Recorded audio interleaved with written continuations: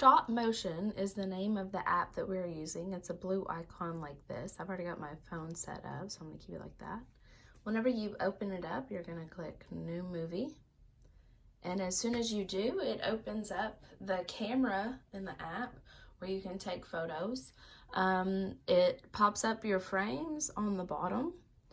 And if you click, it will take you to the photo taking part of the app.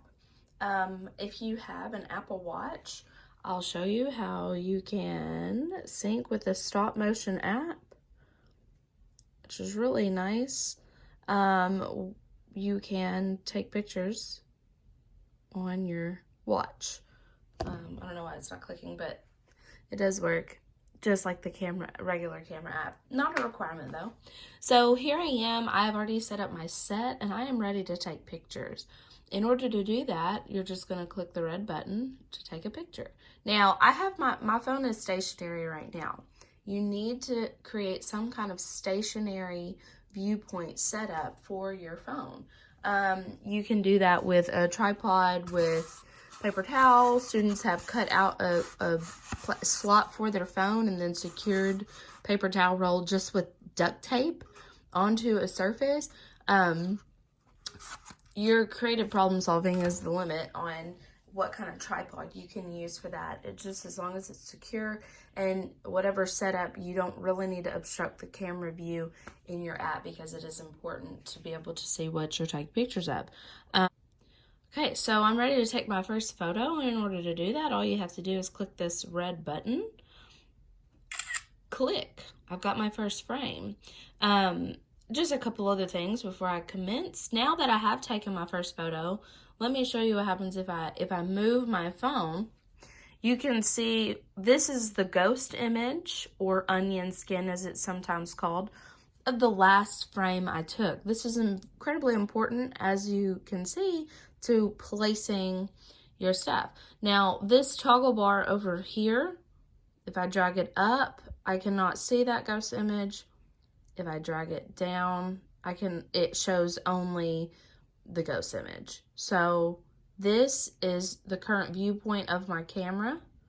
See, that's live. Versus down, all the way shows only the ghost image. See, so you want this somewhere in the middle. It can be sometimes confusing, which is my image and which is my camera, but it doesn't matter if your stuff is lined up. So that way you can line up your things perfectly, okay? And then you're ready to take your next photo. Now remember, the gist of stop motion is that you move things and take pictures as you move them. So I'm going to start moving my characters, and in small increments, take a photo. Small increments, take a photo.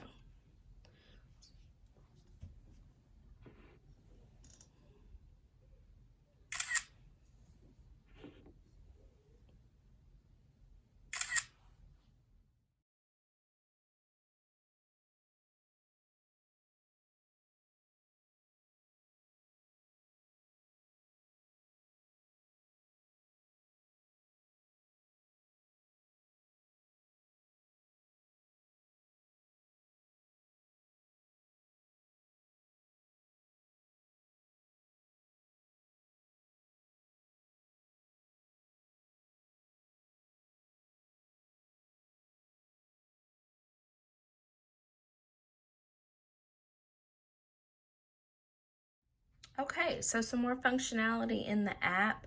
I just did basic moving myself, take the single shot photo.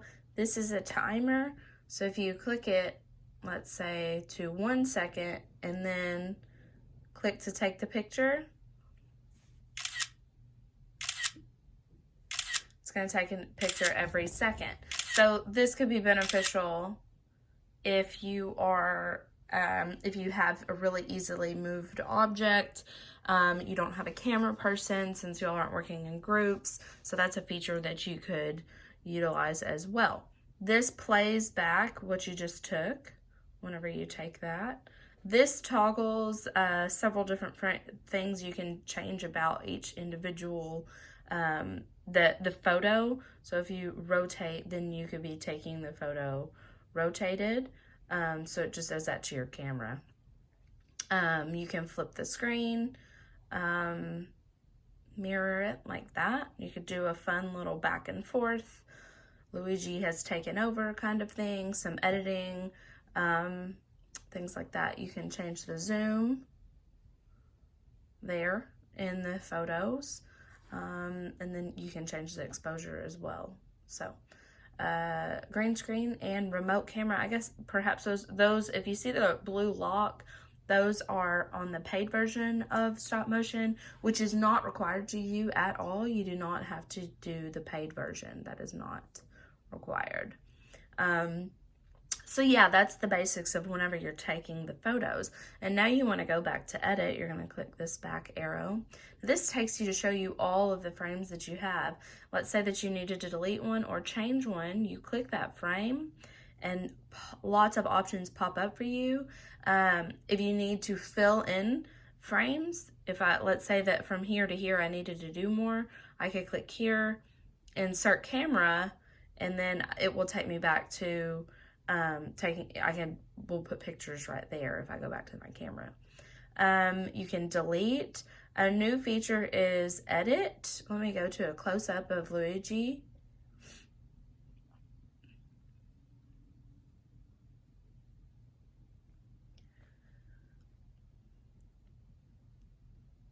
You can crop, things like that. You can add faces now in the app. So this is a great way for you to modify your characters. If you click the face, let's see. As a new feature, I haven't messed around with like how to edit it and things like that. So I don't exactly know how to change everything just yet. Of course, Luigi already has a face, so I'm not going to use this. But that's something that you can do. Now, as far as editing that picture, changing the face, I'm not sure what you need to do with it. Something that you can play around with. Let's click edit. There we go. You can change the mouth individually. Looks like a lot of this is just paid versions though. So again, not required. Let's see. You can edit multiple different ways. Let's just done, and I'm going to delete that. Go back. Okay. I think the paid version is like $5 or something like that. Some other things in this screen, you can go here. I'm going to show you how to add a microphone. Adding image, I believe, is a paid version. Title and credits, audio that you have on your phone, a clip that you have on your phone, or a file. In the settings, this is where you adjust the movie speed. So this is your FPS, okay? So in general, most of the time, 12 is good. You can make yours shorter, but it needs to have good movement in order to play well. So it will show you what that looks like. If I adjust to make it faster, let's go to 24. You see everything moves quite a bit faster. And then again, slower. So you can see the differences in how the movement doesn't look solid, doesn't look connected there.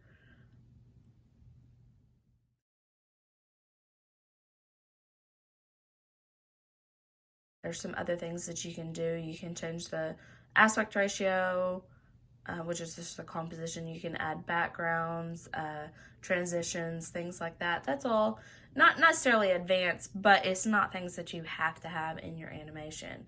Now adding audio. I am just going to show you a single clip where the drama is. I'm going to make this simple. So Luigi has come in with the candlestick, and we're going to say, oh no, because we realize he's going to throw it. And I want the no to be right wherever it's like hitting. So I'm going to go to record. It's going to count down, and then it's going to play. Oh, no!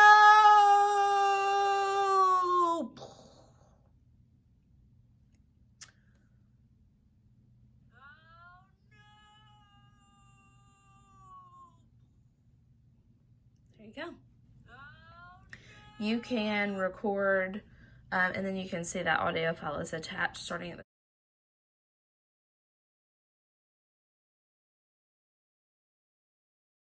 You can use music played from a separate device if you would like.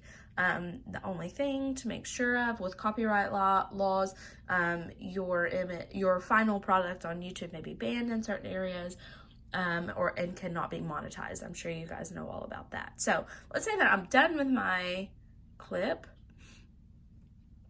It takes it to my studio. Now I would need to export it as well. And if you click it, of course it's going to pop up a whole bunch of things.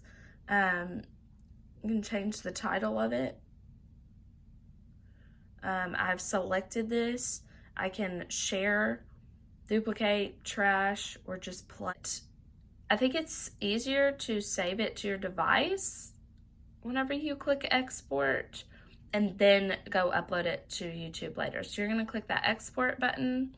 You are going to export the whole movie, and then it gives you all of your options. You can take it to iMovie and continue editing there. There's a lot more that you can do as far as adding audio.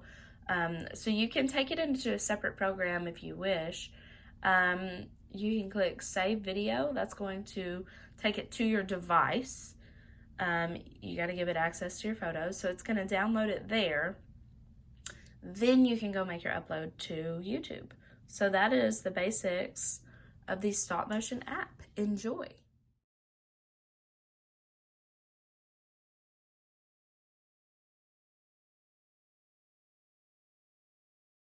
No.